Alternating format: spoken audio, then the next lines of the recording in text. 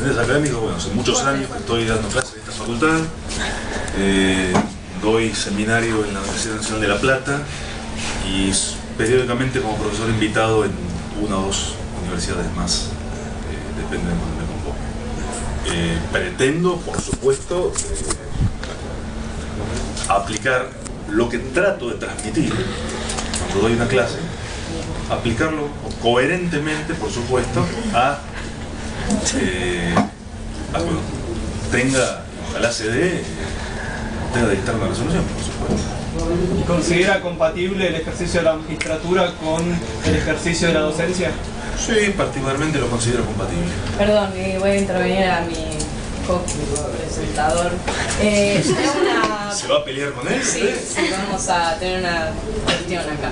Le hago una pregunta. ¿Usted considera que la enseñanza pública puede afectar a su desempeño como juez? No, de ninguna manera. ¿Y por qué? No puede afectarlo porque perfectamente los horarios de clase me permiten ejercer libremente la magistratura mucho más del horario reducido, del corto horario y privilegiado horario que el Poder Judicial tiene. O sea, uno que ha trabajado toda la vida hasta la tarde perfectamente puede... O sea que usted se retiraría si se tiene que quedar, por ejemplo, porque la situación lo amerita. Sí. Usted se retira porque tiene que ir a dar clase, para no dejar su... Se queda. ¿Y quién va a dar clase? Muy bien. Muy bien. Una pregunta. ¿Qué fundamentos podría darnos a favor y en contra del juicio abreviado? No puedo ser. Si doy uno, no doy el otro. No, digo, si tiene a favor o si tiene en contra, y en su caso, ¿cuáles son los fundamentos? ¿Cuál es su opinión sobre el juicio abreviado en general? Mi opinión sobre el juicio abreviado en líneas generales es que de acuerdo a como, y esto no estoy inventando nada porque ya lo dije, de acuerdo como está sancionado en el código, viola garantías constitucionales. ¿Cuál? La garantía de inocencia, juicio previo. O sea que intentaría, no haría lugar o preferiría ir a juicio. Evaluaría cada caso. Evaluaría cada caso. En el caso de que llegase, por ejemplo, una sentencia de la Corte Interamericana de Derechos Humanos claramente violatoria de la norma constitucional, como sucedió, por ejemplo, en el caso Bulacio, ¿qué realizaría usted? ¿Cuál sería su decisión? ¿Prevalecería la Constitución a favor de los derechos del imputado o evitaría que la Argentina entre en responsabilidad internacional a partir del incumplimiento de la sentencia de la Corte Interamericana? No, depende del clamor público. Dejaría de lado mis principios y haría lo que la mayoría de la gente para evitar que me linchen.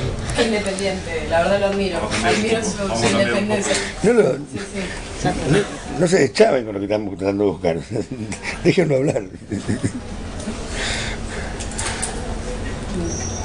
¿Alguna otra pregunta le quieren hacer al concursado?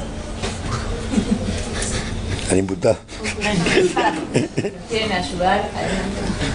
¿Alguna pregunta del público? Claro. O sea que es público, este concurso es público. Se les tiene una psicopatía para ver que... Si hay una manifestación pública enfrente del juzgado y tiene que, si por ejemplo tiene que definir un caso como el de Mariano Ferreri, está lleno de gente afuera, todos que quieren, están todos esperando, sí, perfecto.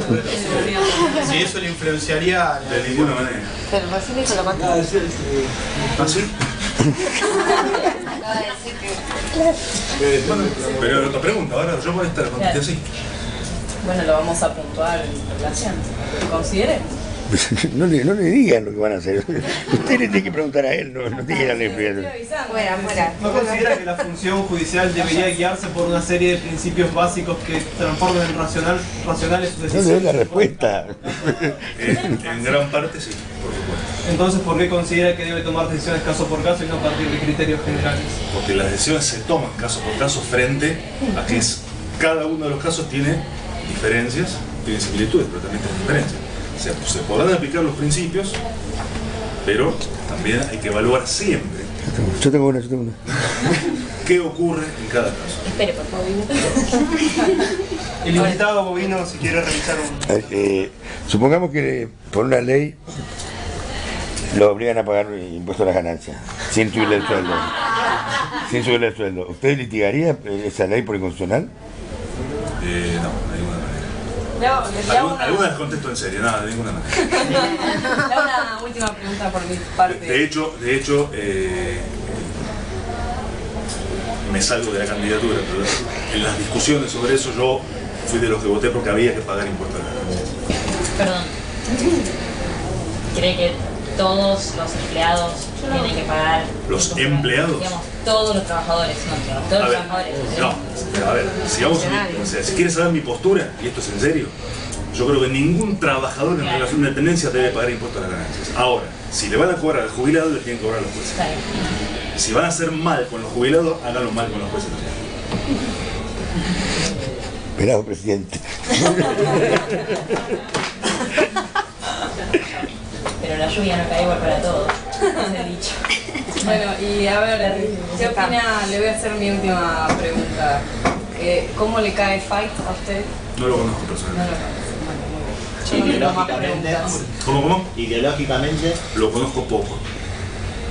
El libro Supremacía Constitucional me pareció interesante en su momento. Algunos fallos me han parecido interesantes, otros me han parecido poco interesantes, otros me han parecido rematadamente inconstitucionales. Por eso, tengamos en cuenta que Fight está en la Corte del 83, ha dictado muchos fallos. Tengo una pregunta. A ver, tenemos una intervención. ¿Qué entiende por perspectiva de género? Perspectiva de género. Perspectiva es una situación, es una posición en donde se pone el pintor hacia atrás con un punto y todos salen de ese punto. El género es la tela que recubre esa punta.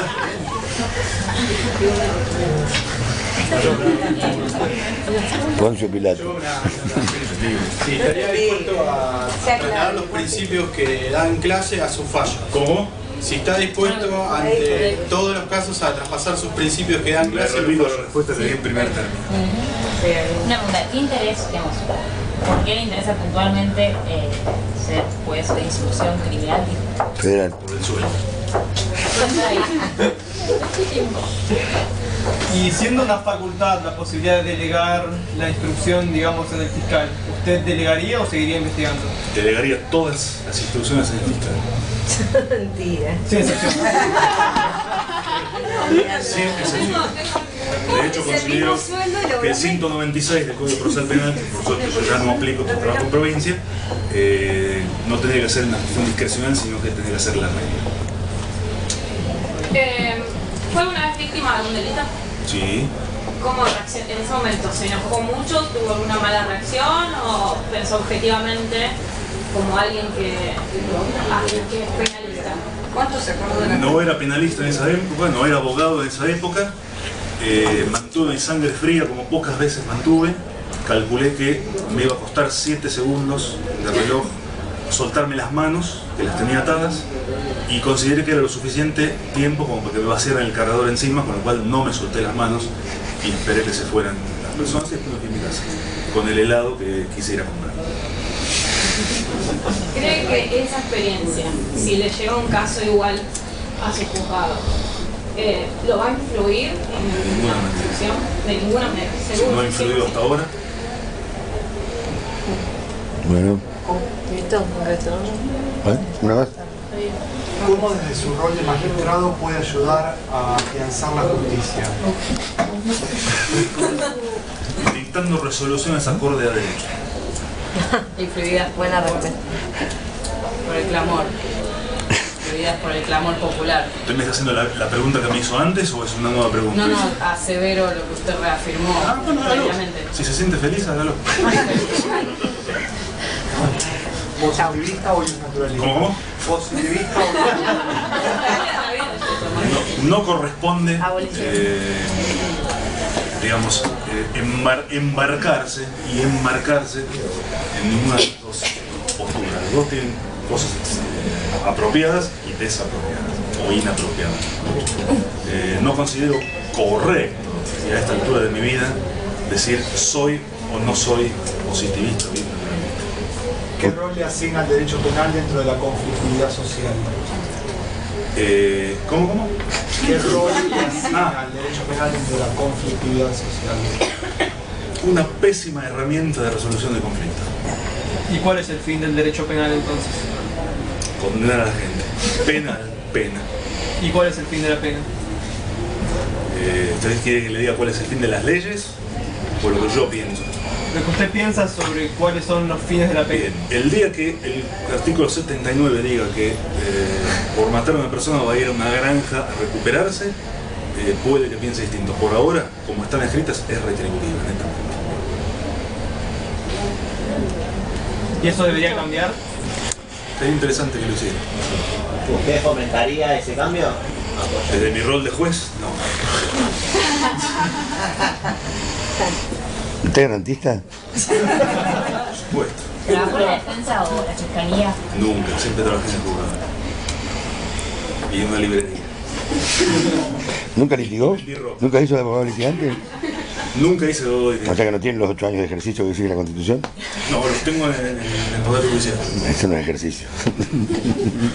¿Qué postura tiene respecto a los planteos del abolicionismo penal? Son interesantes. Algunos son divertidos. ¿Ha podido explicar algo de eso? ¿Abolicionismo? No he explicado nunca abolicionismo. Absolver no es ser abolicionista. ¿Tiene antecedentes en su contra? ¿Antecedentes? No, residencia estaba medio bien. Zafó. Bueno, Listo, ya está. Bueno, vaya.